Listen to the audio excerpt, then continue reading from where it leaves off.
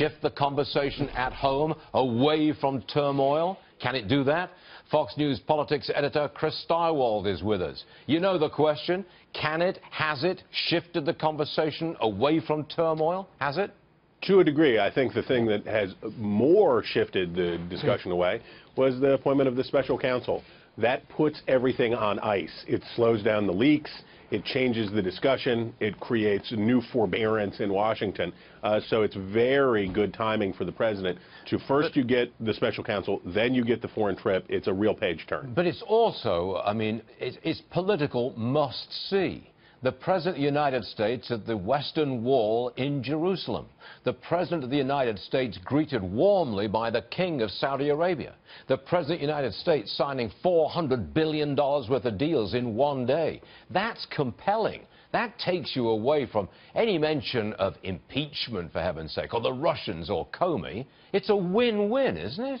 Yeah, this is a good thing for the president, and as long as he keeps having good execution, he's doing a good job on the trip. There's been no tweets, there's been no real gaffes, there's been no real problems, and as long as he keeps this up for his first foreign trip, as you say, this is must-see political TV. He's going to interesting places, he's doing interesting things. As long as this is a long trip, 9 days, if he can keep it up through the duration, this will do him a world of good. I'm reading between the lines of your answer, Chris Stirewalt, and I see the glimmers of a grin emerging. You don't believe that our president can keep it up. No tweets, no egregious statements, etc., etc. You don't think he can keep it up, do you? He hasn't had a 9-day run in his presidency. Yes, he did. True. Well, okay. During the campaign, he did. He did at the end. He knocked off the Twitter for a while.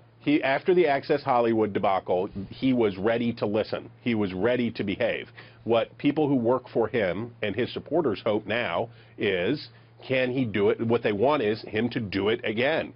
You've done it before. You've demonstrated the ability for self-restraint over a number of days.